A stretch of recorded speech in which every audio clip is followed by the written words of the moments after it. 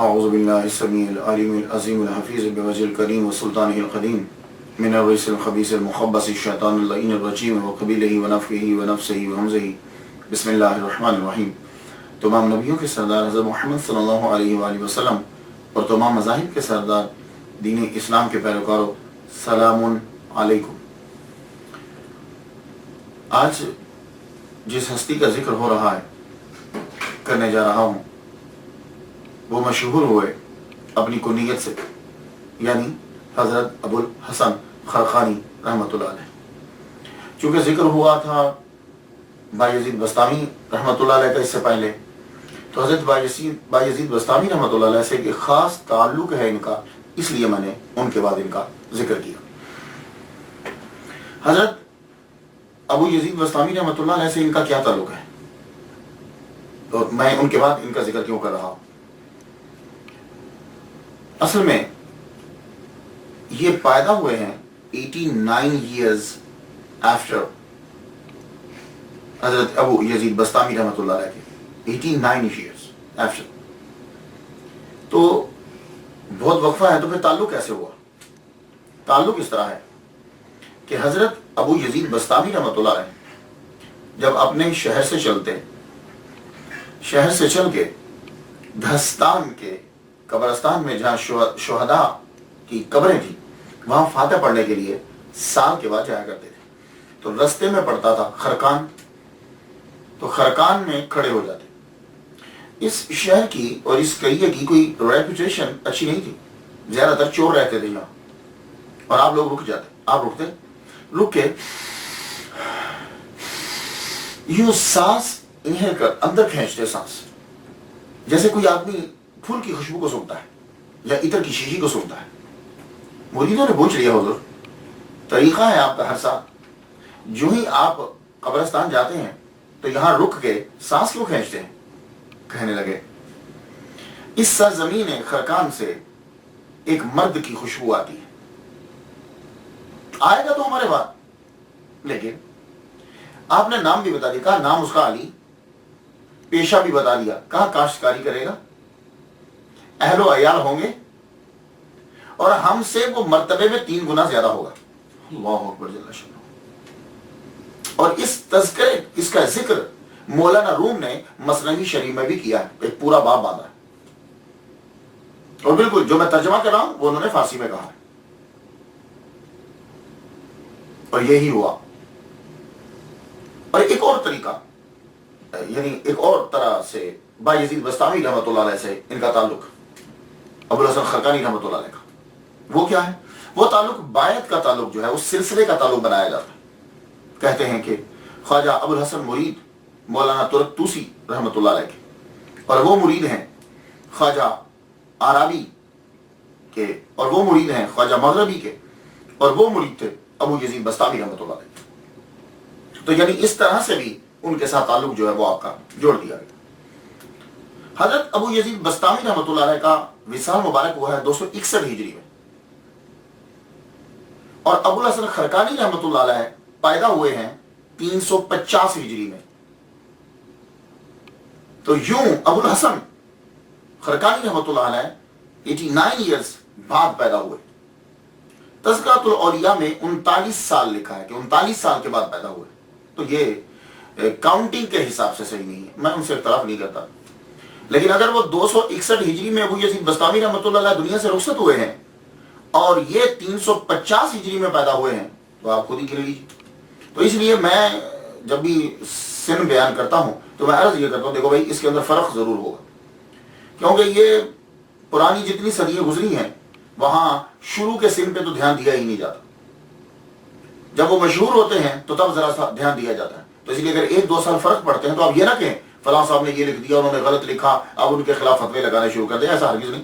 وہ صرف ہر ایک کی اپنی ریسرچ ہوتی ہے، اس ریسرچ کے مطابق وہ اپنے صحیح نتیجے پہ پہنچا ہوتا ہے۔ تو حضرت ابو الحسن خرقانی رحمۃ اللہ علیہ، آپ کا نام جو ہے اصلی نام علی ہے، علی جعفر کے بیٹے اور وہ سلیمان کے بیٹے، لیکن ایک جگہ میں نے جعفر کی جگہ پہ احمد پڑھا ہے، کہ یعنی ابو الحسن خرقانی رحمۃ اللہ کے والد گرامی کا نام جعفر نہیں ہے، احمد ہے، لیکن God knows better۔ اور آپ اپنی کنیت ابو الحسن کی وجہ سے جو ہے وہ مشہور ہوئے۔ اور جائے ولادت آپ کی کون سی ہے؟ اب ایران کے ملک ایران جو ہے، اس کے صوبہ سمنان اور اس کا ضلع ہے خرقان، وہاں آپ جو ہے وہ پیدا ہوئے۔ ایران ملک، صوبہ سمنان، اس کا ضلع ڈسٹرکٹ خرقان، وہاں جو ہے وہ آپ پیدا ہوئے۔ 350 ہجری میں آپ پیدا ہوئے ہیں اور 425 ہجری میں آپ کا جو ہے وہ وصال ہوا، تو معلوم ہوا کہ آپ کی ٹوٹل عمر جو ہے وہ 75 ایئرز ہے، 75 سال آپ نے اس زمین کے اوپر جو ہے وہ گزارے۔ میں جب بھی کبھی کسی ولی کی زندگی بیان کرتا ہوں تو سب سے پہلے میں یہ تلاش کرتا ہوں کہ انہوں نے تحصیل علم کہاں کیا۔ کیوں؟ اس لیے کہ ہمارا یہ دعویٰ ہے کہ ہمارے جتنے بھی اولیاء کرام ہیں کوئی بھی ان میں جاہل نہیں ہے۔ اللہ تعالیٰ نے جس کو اپنا دوست بنایا، جاہل کو دوست نہیں بنایا، اور جب دوست بنا لیا تو جاہل رہنے نہیں دیا۔ تو میں سب سے پہلے یہ تلاش کرتا ہوں کہ انہوں نے تحصیل علم کہاں سے کیا۔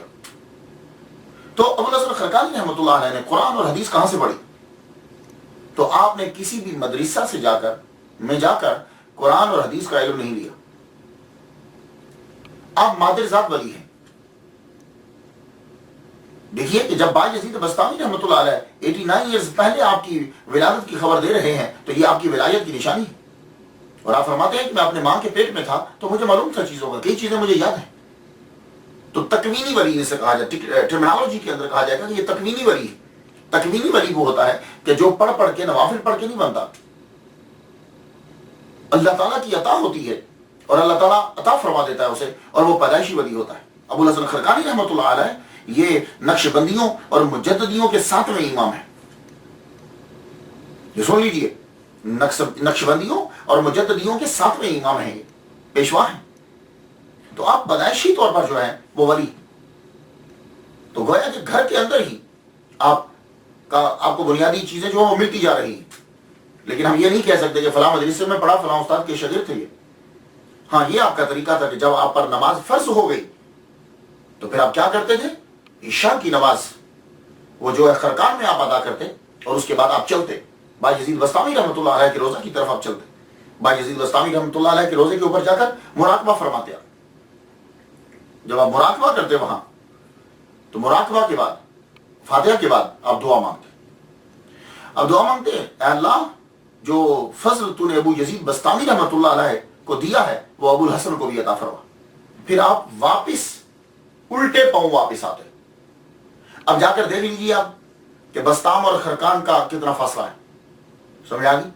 تو اب آپ واپس جب آتے تو اب آپ کمر نہیں کرتے، یوں منہ روزہ کی طرف اور یوں واپس پلٹتے جاتے۔ 12 سال تک آپ نے یہی کام کیا۔ بلوغت کے بعد 12 سال تک آپ کا یہ طریقہ تھا۔ عشاء کی نماز آپ خرقان میں ادا کرتے، نماز ادا کرنے کے بعد بایزید بستامی رحمۃ اللہ علیہ کے روزے پر جاتے، وہاں مراقبہ کرتے اور یہی دعا روز مانگتے۔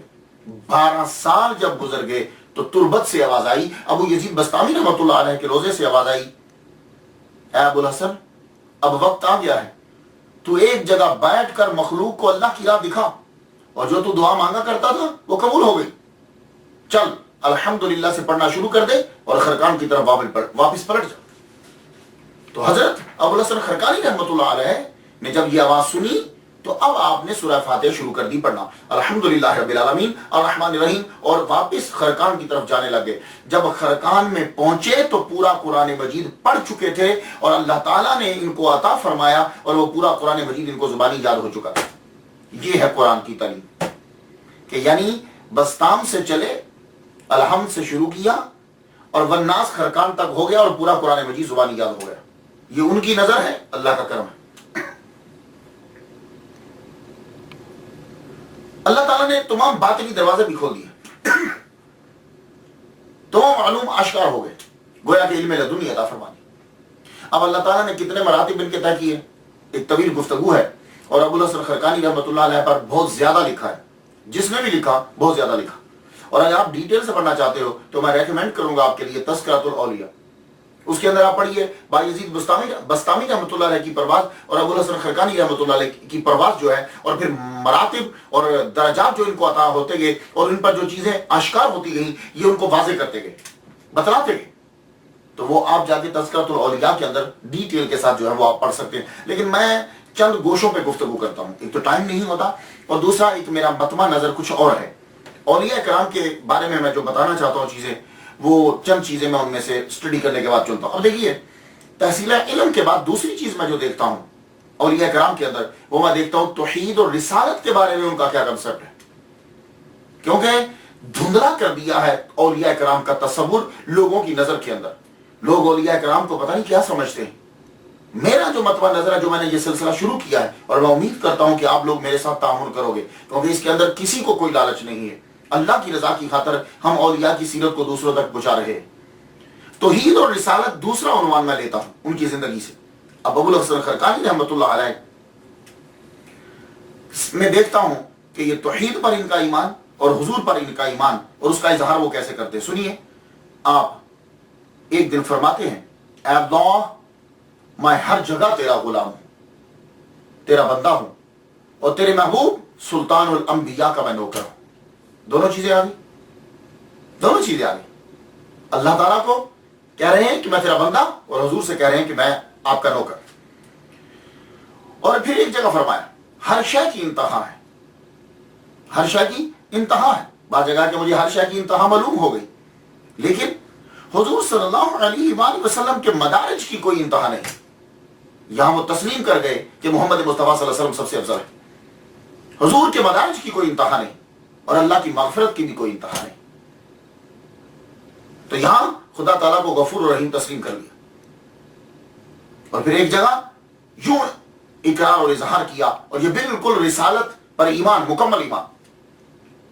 کہتے ہیں کہ ابو الحسن اس قافلے میں شامل ہے جس میں سب سے آگے اللہ ہے، پھر میرے سردار، میرے پیشوا حضرت محمد مصطفیٰ صلی اللہ علیہ وسلم ہے، اللہ کا کلام، سنت رسول، پھر صحابہ اور فقہاء اعظام، اور وہ لوگ بہت ہی بانصیب ہیں جو اس مبارک قافلہ میں شامل ہیں.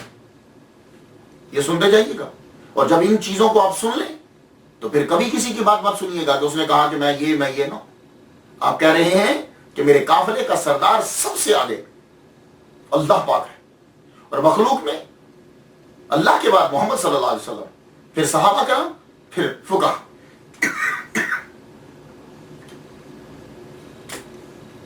تو اس سے معلوم ہوا کہ آپ کا صحابہ پر بھی یقین، توحید اور رسالت. اور ایک دن فرمایا آپ نے، نہ میرا جسم ہے، نہ دل، نہ زبان، میری ان تینوں چیزوں میں اللہ ہی اللہ ہے. قُلْ إِنَّ صَلَاتِي وَنُسُكِي وَمَحْيَايَ وَمَمَاتِي لِلَّهِ رَبِّ الْعَالَمِينَ. ہر شے ہمارا جسم تک ہمارا نہیں، تینوں پر اللہ ہی اللہ ہے. فرمایا جس دل میں اللہ کے سوا کوئی اور ہو وہ دل مردہ ہے. یہاں سے پتا چلا کہ وہ فراف توحید ہے. اور فرماتے ہیں ساری عمر اس طرح گزاری ہے کہ ایک سجدہ بھی فرمان مصطفیٰ صلی اللہ علیہ وآلہ وسلم کے خلاف نہیں کیا. یہاں سے اتباع سنت کا ثبوت بھی مل گیا. اور یہ سب کچھ اب پڑھنے کے بعد جو میں نے آپ کو مختصر پیش کیا ہے، کیا کوئی کہہ سکتا ہے کہ انہوں نے یہ کہا ہو کہ میرا مرتبہ حضور سے زیادہ ہے؟ لا حول ولا قوت الا باللہ العلی العظیم. تو یہ چیزیں آپ لوگ بھی یاد رکھیے. یہ سرمایہ ہے ہمارا، یہ فیوز و برکات کا منبع ہے، اور ہم نے لوگوں کو کلیئر بتانا ہے کہ انہوں نے کیا کہا. اور صحابہ کے متعلق آپ کا عقیدہ ابو الحسن خرقانی رحمۃ اللہ کا یہ تھا. آپ فرماتے ہیں کہ ہر وقت حضرت ابوبکر صدیق رضی اللہ تعالیٰ عنہ کا دل خدا تعالیٰ کی یاد سے بھرا رہتا تھا، یعنی کبھی غافل نہیں ہوا. اور حضرت عمر رضی اللہ تعالیٰ عنہ کے دل، اس کے اندر اللہ تعالیٰ کی حیبت ہوتی تھی ہر وقت. اور حضرت عثمان غنی رضی اللہ تعالیٰ عنہ کے دل میں ہر وقت رب تعالیٰ کی شرم و حیا. اور حضرت مولا علی رضی اللہ تعالیٰ عنہ، کوئی ایسا لمحہ نہیں کہ جب انہوں نے اللہ تعالیٰ کے نور کا مشاہدہ نہ کیا. لو، یہ انہوں نے چاروں صحابہ پر اپنے ایمان کو واضح کر دیا. اللہ تعالیٰ نے ان کو مقام عطا فرمایا. پھر یہ مقام ہے ولایت پر پہنچتے، بڑھتے بڑھتے بڑھتے بڑھتے بڑھتے عاجزی و انکساری، اللہ اکبر جل شانہ. اور یہ ایک اور بیسک چیز ہوتی ہے ولی کامل میں، وہ عاجزی و انکساری اس کے اندر ہوگی. معاشرے کے جو عام لوگ ہیں وہ ان کے سامنے کبھی اکڑے گا نہیں. معاشرے کے عام لوگوں کی بھی وہ اتنی ہی عزت کرتا ہے، اور کبھی بھی وہ اپنے مرتبے کا اظہار نہیں کرے گا. یہ بات یاد رکھیے. آج کے لوگ، ہم لوگ ہیں صوفی نہیں ہیں لیکن خود کو صوفی کہلاتے ہیں. ہم پیر کے مرتبے پر بیٹھنے کے قابل نہیں ہیں لیکن ہم زور و شور سے کہتے ہیں اور ان لوگوں کو دیکھیے ابو الحسن خرقانی رحمۃ اللہ علیہ کو 7 دن تک آپ کی خانقاہ میں کچھ پکا نہیں ہے، کچھ آئے ہی نہیں، 7 دن روزے سے گزر گئے۔ 8ویں دن ایک صاحب آئے، آٹا اٹھایا ہوا اور بکری ایک، کہا کہ یہ میں صوفیاء کے لیے لایا ہوں، خانقاہ میں صوفیاء کے لیے لایا ہوں۔ تو معلوم ہے ہم نے کیا کہا؟ آپ نے کہا بھائی میں تو صوفی نہیں ہوں، جو تم میں سے صوفی ہے، جس کی ہمت ہے وہ اٹھ کے لے لے۔ اس شخص کو وہ دونوں چیزیں واپس لے جانا پڑے۔ یہ عاجزی و انکساری، 40 سال کے مجاہدے کے بعد آپ کا امتحان ہوتا ہے۔ یہ دولت، عورت اور شہرت، یہ 3 چیزیں ایسی ہیں جو انسان کو بڑے مرتبے سے نیچے گرا دیتی ہے۔ 40 سال آپ نے مجاہدہ کیا، اس کے بعد آپ کا امتحان ہو رہا ہے۔ کھیتی باڑی، ایک باغ بھی تھا آپ کا، درخت لگانے کے لیے زمین کو کھودا، نیچے سے چاندی نکل آئی، اس جگہ کو چھوڑ کے دوسری جگہ پہ پہنچے، اس جگہ کو کھودا، وہاں سے سونا نکل آیا، تو اس جگہ کو چھوڑا، آگے بڑھے، تیسری جگہ کھودنے لگے، وہاں سے ہیرے نکل آئے، ایک دم سے سجدے میں گر گئے، پروردگار عالم مجھے دولت نہیں چاہیے، یا اللہ مجھے تیرا فضل چاہیے، تیرا کرم چاہیے۔ یہ ہے اولیاء کرام، مجھے تیرا کرم چاہیے۔ اور آپ کا مرتبہ، اللہ اکبر جل شانہ، مرتبہ آپ کا اتنا ہے کہ ایک مرتبہ ایک مرید نے آ کے عرض کی، حضور میں کوہ لبنان پہ جا کر قطب عالم کا دیدار کرنا چاہتا ہوں، مجھے اجازت دیں؟ آپ نے فرمایا جاؤ، میں تجھے اجازت دیتا ہوں کہ تم لبنان چلے جاؤ۔ کہاں تھے؟ خرقان میں۔ کہاں جانا ہے؟ لبنان میں۔ تو لبنان میں جا کے میں قطب عالم کی زیارت کروں؟ فرمایا کہ جاؤ۔ یہ بیچارہ کتنا سفر کیا ہوگا اس نے، خرقان سے، ایران سے لبنان پہنچا۔ لبنان جب اس جگہ پہ پہنچا، وہ پہاڑی تھی، وہاں دیکھا کہ سب بسب لوگ بیٹھے ہیں، آگے جنازہ ہے اور انتظار کر رہے ہیں۔ کہا جنازہ ہے تو پڑھاؤ۔ کہا نہیں، قطب عالم تشریف لائیں گے، ہر 5 نمازوں میں وہ آتے ہیں روزانہ، امامت وہی کرواتے ہیں، تو جنازہ بھی وہی پڑھائیں گے۔ انتظار ہو، یہ ظہر کا وقت ہے، امام آئے، امام جب آئے پہلے نماز پڑھائی، پھر جنازہ آگے لایا گیا، جنازہ پڑھایا، اور جب وہ مڑ کے جانے لگے تو یہ مرید دیکھ کر حیران رہ گیا کہ وہ تو ابو الحسن خرقانی رحمۃ اللہ علیہ ہیں، ایک دم سے غش کھا کے گر گیا۔ جب ہوش آیا تو عصر کا وقت بالکل قریب تھا، عصر کا وقت قریب تھا، پھر اسی طرح صف لگی، یہ اگلی صف میں قریب بیٹھ گیا۔ جو ہی پھر وہ امام ابو الحسن خرقانی رحمۃ اللہ علیہ ظاہر ہوئے، نماز پڑھا کے جانے لگے تو دامن پکڑ کے رو پڑا، حضور میں شرمندہ، میں نہ تھی، مجھے کیا معلوم کہ قطب عالم میرا پیر ہی ہے، میں اپنے پیر کو چھوڑ کر میں دوسری جگہ پہ چلا گیا۔ آپ نے خاموشی سے کہا چپ کر جاؤ، میرے دامن کو پکڑو اور واپس چلتے ہیں۔ طے زمانی ایک دم سے خرقان پہنچے اور فرمانے لگے سنو، جب تک میں زندہ ہوں تم نے یہ بات کسی کو نہیں بتائی۔ یہ قطب عالم ہوتا کیا ہے؟ اب یہ اصطلاح ایک آ گئی، ایک نام آ گیا، تو بڑی تیزی کے ساتھ جلدی سے بتاتا جاؤں آپ کو۔ میں نے ابن عساکر میں پڑھا کہ 300 اولیاء، 30 ابدال، 7 اوتاد، 5 اقطاب اور 1 قطب عالم۔ پھر سن لیجیے، 300 اولیاء پوری دنیا میں، 300 اولیاء، 30 ابدال، 7 اوتاد، 5 اقطاب اور 1 قطب عالم۔ تو قطب عالم یوں سمجھ لیجئے کہ جیسے کسی ملک کا وزیر اعظم یا صدر ہوتا ہے، یعنی جو سب سے بڑا جس ملک میں ہے، تو وہ قطب عالم ہوتا ہے۔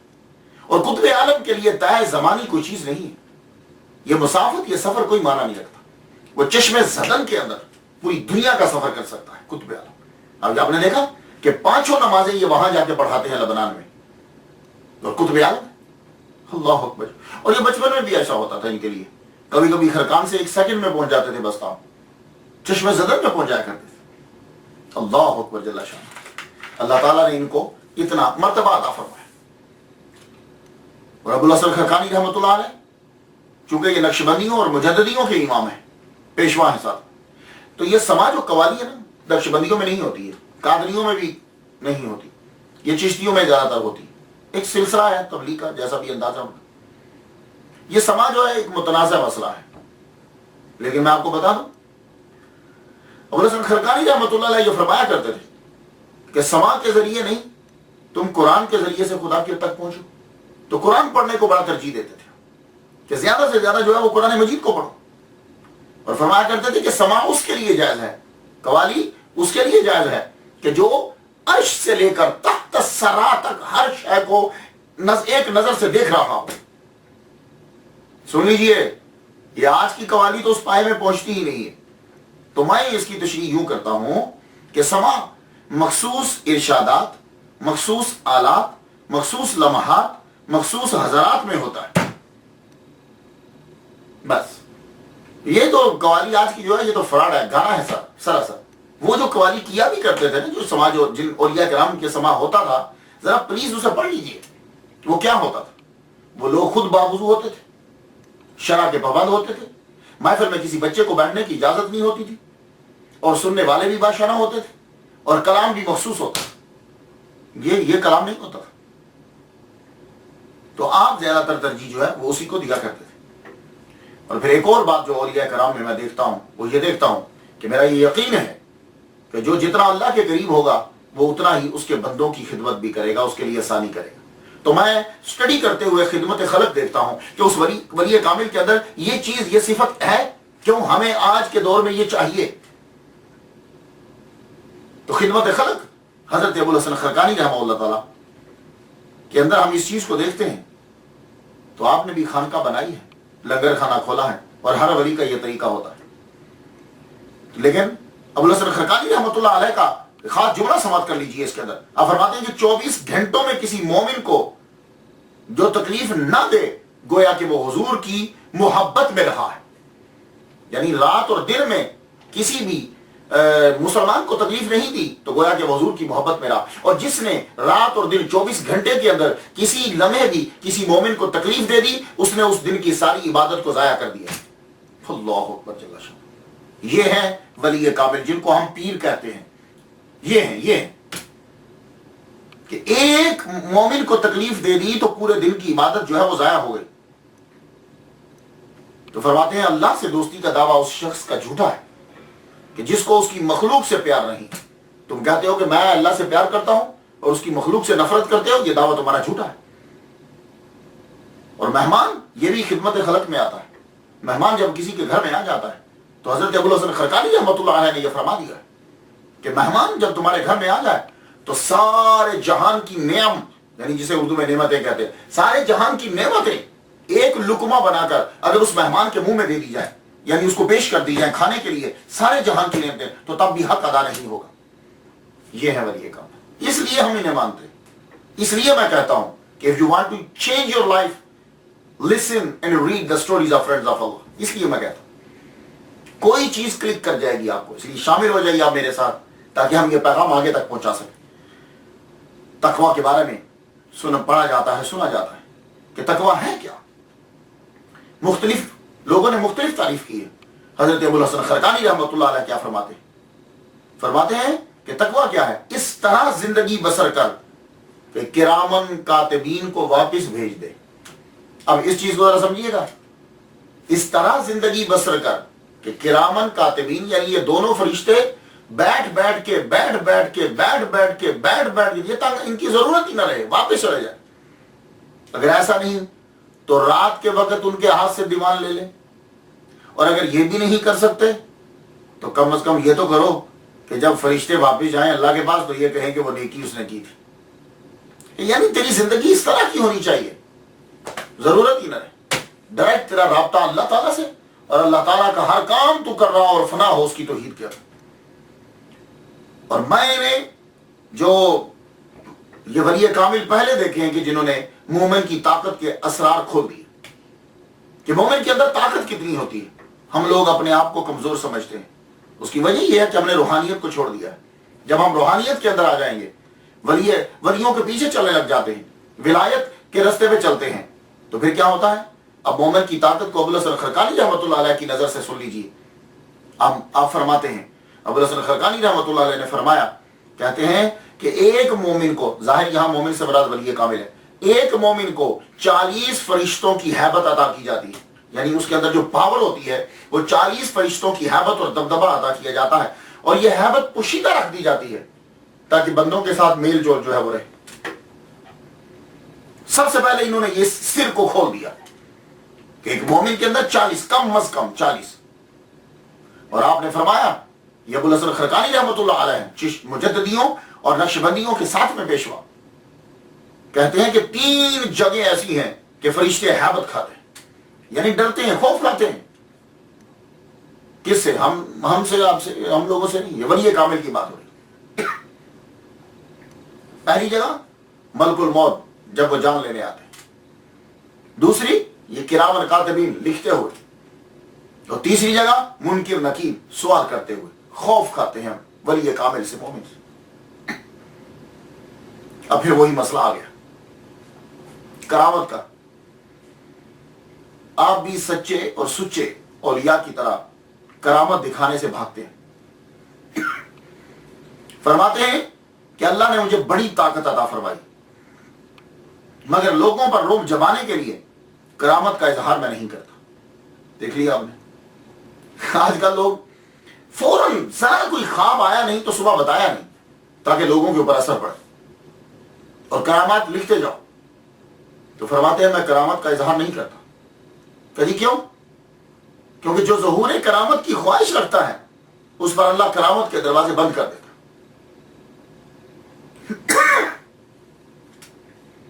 مجھے ان کی سیرت پڑھنے سے ایک نئی چیز ملی. 700 ہجری کے بعد زیادہ یہ چیز دیکھی گئی. وہ کیا ہے؟ خضر علیہ السلام سے ملاقات کرنا. میں نے اکثر دیکھا ہے سیرت جب میں پڑھتا ہوں تو مریدین فل کوشش کرتے ہیں کہ پیر صاحب کی ملاقات کسی نہ کسی طرح خضر علیہ السلام سے ہو جائے. وہ ایک اعزاز سمجھتے ہیں. لیکن یہ واحد ولی کامل ہے کہ یہ تصور میں نے ان کے ہاں دیکھا. ایک آدمی 60 سال سے عبادت کرتا رہا، ان کا مرید ہے، اور ایک دن آ کے عرض کرنے لگا حضور میرا من چاہتا ہے، میں خضر علیہ السلام سے ملاقات کرنے کو میرا دل چاہتا ہے. تو معلوم ہے آپ نے کیا فرمایا؟ آپ نے فرمایا چلو تم نے ساری زندگی کی عبادت کو ضائع کر دی. وہ آدمی کیا کہہ رہا ہے؟ مرید کیا کہہ رہا ہے کہ میرا دل چاہتا ہے کہ میں خضر علیہ السلام سے ملوں. آپ نے فرمایا تم نے 60 سال کی عبادت جو تم نے کی ہے وہ تم نے ضائع کر دی ہے. اب اس کے ازالے کے لیے جاؤ، مزید عبادت کرو. تو تم نے اتنی عرصے عبادت کرنے کے بعد پھر بھی ایک مخلوق سے ملنا چاہا. تیرے من میں خالق کی طلب کیوں نہیں پیدا ہو؟ یہ ایک نیا کنسپٹ ہے جو میں حضرت ابو الحسن خرقانی رحمۃ اللہ علیہ میں دیکھ رہا ہوں. ادروائز ہر ایک کی آرزو ہوتی ہے کہ میں حضرت خضر سے ملوں، میں حضرت خضر سے ملوں. تو آپ فرماتے ہیں پھر بھی مخلوق کا ہی تصور آیا. کرامت دکھائی جاتی ہے ایمان کو مضبوط کرنے کے لیے یا حقیقت کا اظہار کرنے کے لیے. تو آپ سے بھی کبھی کبھی کرامت ظاہر ہوئی، لیکن اس لیے نہیں ظاہر ہوئی کہ لوگوں پہ دبدبا بیٹھے. ایمان مضبوط ہو لوگوں کا. آپ اپنی خانقاہ میں جلوہ فرما ہیں، خانقاہ میں بیٹھے ہوئے شیخ المشائخ حضرت عبداللہ داستانی رحمۃ اللہ علیہ تشریف لائے. جب وہ خانقاہ میں آئے انہوں نے آتے ہی کیا کیا؟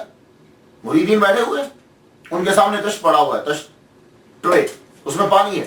آپ نے یوں ہاتھ ڈال کے ایک مچھلی نکال دی. حضرت موڈ میں تھے. حضرت ابو الحسن خرقانی رحمۃ اللہ علیہ، آپ کے سامنے تندور چل رہا تھا جس میں روٹیاں لگاتے ہیں. آپ نے اس کے اندر ہی ہاتھ ڈال دیا. ہاتھ ڈال کے جب نکالا تو زندہ مچھلی. فرمایا کہ پانی میں سے نکالنا کوئی بڑی بات نہیں ہے، ہم نے جلتی ہوئی آگ میں سے مچھلی نکال دی. اس سے مریدوں کا ایمان اور مضبوط ہو گیا. ابو الحسن خرقانی رحمۃ اللہ علیہ کا نام آئے اور محمود غزنوی کا ذکر نہ ہو تو یہ محمود غزنوی کے لیے بہتر نہیں ہے. تو تاریخ کے کچھ اوراق جو ہے ان پر ظلم ہو جائے گا.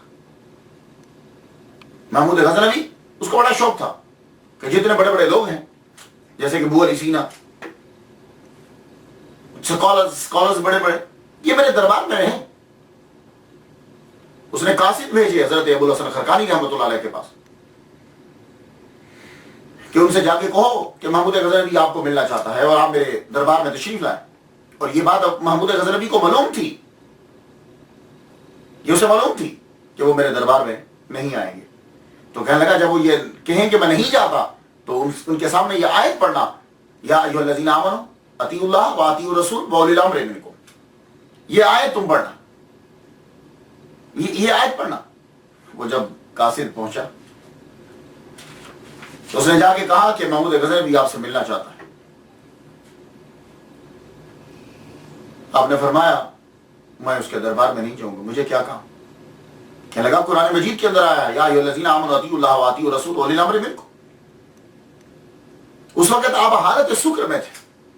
इस बात को हजरत मुजद्दिद अल-फ़सानी शेख अहमद सरहंदी रहमतुल्लाह अलैह ने अपने मकतूब के अंदर भी बयान किया है। दफ्तर अव्वल मकतूब नंबर 152 के अंदर बयान किया। आप उस वक्त हालत शुक्र में थे, यानी फनाफित तौहीद थे। आप कहने लगे अभी तो अतीउल्लाह में हूं मैं, ये उल अमर जो है ये तो तीसरे दर्जे पर है, मैं तो अभी अतीउल्लाह में हूं। वो कासिद ने जाके इसी तरह बता दिया। तो महमूद गजनवी कहने लगा हाँ, हमने जैसा समझा था वैसे वो नहीं है, हमें खुद जाना पड़ेगा। महमूद गजनवी ने क्या किया? खुद उसने एजाज का लिबास पहना अपने गुलाम का, और एजाज को अपना लिबास पहनाया बादशाहों का, और 10 औरतों को मर्दों के लिबास पहना दिए। और ये लेकर जब आपके दरबार में पहुंचा, सलाम किया, आपने जवाब सलाम कर दिया लेकिन खड़े नहीं हुए। अब ये जब दरबार में खानकाह में दाखिल हुए तो आपने सिर्फ इसी का हाथ पकड़ा। हालांकि ये गुलाम बनकर आया था, इयास बनकर आया था, और बादशाहों वाला लिबास इयास ने पहना हुआ था। हाथ पकड़ा और कहने लगा महबूब इन सब से कहो ये नामहरमों से ये चले जाएं। सबको बाहर भेज दिया, हाथ पकड़ के बैठा। बैठ। बैठते ही कहने लगा हुजूर बायजीद बस्तामी रहमतुल्लाह अलैह की कोई बात सुना दीजिए। तो आपने फरमाया मेरे पीर बायजीद बस्तामी रहमतुल्लाह अलैह ने यह कहा कि जो मुझे देख ले बदबख्तों की लाइन से निकल जाएगा। तो कहने लगा महमूद गजनवी कहता है ये तो फिर हुजूर से भी रुतबा बढ़ गया कि हुजूर को अबू जहल ने और अबू लहब ने देखा लेकिन वो बदबख्त के बदबख्त रहे। उस वक्त जलान आया आपको। अबू हसन खरकानी रहमतुल्लाह फरमाने लगे हद अदब, अपनी बिसात में रहो और अपनी औकात में रहो। अबू जहल और अबू लहब मोहम्मद सल्लल्लाहु अलैहि वसल्लम को देखा ही नहीं।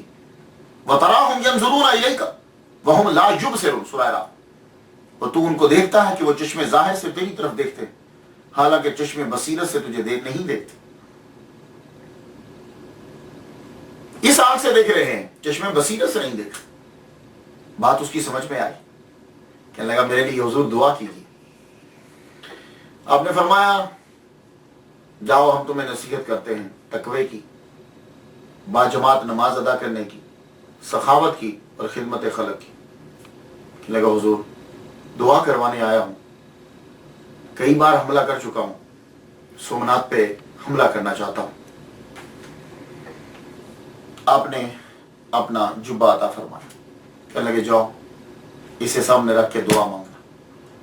मेरे वालिद गिरामी पीर तरीक़त रहबर शरीयत हज़रत अल्लामा तालिब हुसैन शाह रहमतुल्लाह अलैह 7 रमज़ान 2004 में उनका विसाल हुआ। वो इस वाक़े को बयान किया करते थे। बचपन से इस वाक़े को मैंने सुना लेकिन मैंने थोड़ा सा डिटेल से बयान किया। यहां मैं रुक के जरा बता दूं कि ये सोमनाथ पर क्यों हमला करना चाहता, जबकि और भी बड़े मंदिर हैं। ये उन मंदिरों पर हमला कर चुका है, सोमनाथ पे क्यों करना चाहता। मैंने चंद चीजें रिसर्च आपके लिए ताकि आपको ये मालूम हो जाए कि महमूद गजनवी जो है वो इस सोमनाथ के मंदिर पर हमला क्यों करना चाहता था और ये इतना इंपॉर्टेंट क्यों है। इसकी बहुत सी वजूहात हैं। ये सोम जो है, ये सोमनाथ, वैसे इसका तर्जमा प्रोटेक्टर ऑफ द मून भी किया जाता है। अरब से लेकर आए थे और इस मंदिर में लाके रखा गया। वो 1400 साल पुराना है और ये मंदिर खुद ये हजरत ईसा अलैहिस्सलाम के दौर का है। तो सोमनाथ अब जो है ये अहमदाबाद गुजरात इसके अंदर आता है, अहमदाबाद गुजरात के अंदर आता है और ये गंगा से तकरीबन 600 माइल दूर है, गंगा से 600 माइल दूर। और आप सुनकर हैरान होंगे कि गंगा से रोजाना पानी लाया जाता इसको गुस्ल देने के लिए। 600 माइल से रोजाना पानी लाया जाता। 500 रकासाएं हमा वक्त वहां मंदिर के अंदर हाजिर रहती, वो इबादत पूजा का जो उनका तरीका। 300 मौसीकार रहते बजाने, सांस बजाने के लिए। اور 300 آدمی، اتنے لوگ اس مندر میں آتے تھے کہ 300 آدمی باربر وہاں رہتے تھے شیو بنانے کے لیے، ٹنڈ کرنے کے لیے.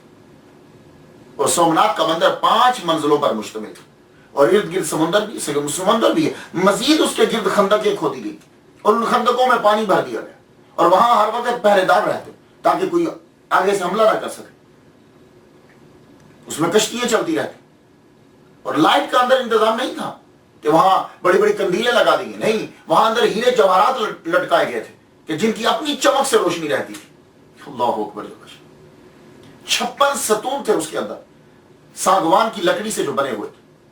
200 سیر گولڈ سونا استعمال کر کے 200 سیر سونا استعمال کر کے ایک چین بنائی گئی تھی اور وہ چین جو ہے وہ کھینچتے تھے، اس کے ساتھ آگے ٹل تھا جو بجتا تھا. اور اس مندر کے اندر میں نے ایک حساب لگایا میری ریسرچ کے مطابق 6.5 ٹن سونا تھا پورے مندر کے اندر. سارا سونا جو ہے 6.5 ٹن محمود غزنوی جو ہے وہ یہاں سے سونا لے کر گیا. یعنی اس دور کے اندر 20 ملین دینار کا سونا اور چاندی اس مندر کے اندر. اتنا یہ عظیم اور امیر مندر ہے. اب کوشچن اٹھے گا کہ محمود غزنوی جو دعا کروانے آ رہا ہے یہ مندر کے لیے یہ مندر اتنا امیر کیوں ہے؟ سب لوگ ادھر کیوں جاتے ہیں؟ اصل میں وجہ یہ ہے کہ پہلے تو بات یہ ہے یہ سب سے قدیم تھا، سب سے پرانا تھا، تو سب لوگوں کا رجحان ادھر. تو یہاں کے جو پروہت تھے، برہمن تھے، انہوں نے مشہور کر رکھا تھا پورے ہندوستان کے اندر کہ سنو، تم لوگ جب مر جاؤ گے تو تم سب کی روحیں اسی مندر میں آتی ہیں اور یہاں آ کر شیو جی کی پوجا کرتی ہیں. اب اگر تم چاہتے ہو کہ دوبارہ تمہاری روحیں جب زندہ ہوں تو تم دوبارہ جب جنم لو تو امیر کبیر بنو تو یہاں زیادہ سے زیادہ جو ہے وہ ڈونیشن دیا کرو، زیادہ سے زیادہ دان دو. تو اب لوگ جو ہیں وہ امیر بننے کے لیے دوبارہ جب پیدا ہوں تو امیر ہوں تو پھر وہ چاندی دیتے، سونا دیتے، اور بڑے بڑے راجا جو تھے، مہاراجا اور راجا، وہ وہاں آ کر جواہرات دیتے اور لونڈیے تک جو ہے وہ اس مندر میں بھیجا کرتے تھے. اب آپ لوگ سمجھ گئے ہوگے سومناتھ کے مندر میں اتنا پیسہ کیوں تھا. اور پھر ان کی ٹیکنیک انہوں نے عجیب استعمال کی تھی. وہ شیو جی کا جو لنگ ہے، اب یہ لنگ کی ریسرچ آپ بھی جا کے کیجئے گا کہ کیا ہے. وہ شیو جی کا لنگ انہوں نے اس طرح ہوا میں معلق کیا ہوا تھا کہ عام آدمی دیکھ کر حیران ہو جاتا تھا کہ یہ بغیر کسی چیز کے کیسے ہے. تو وہ زیادہ سے زیادہ اور دیتے تھے. اور اصل میں بات یہ تھی کہ ارد گرد انہوں نے مقناطیس لگایا ہوا تھا اور اس کے اندر لوہے کا استعمال تھا اور وہ چاروں طرف سے کشش برابر تھی تو وہ ہوا کے اندر یوں تھا. تو لوگ سمجھتے تھے کہ یہ شیو جی کے لنگ کی برکت ہے.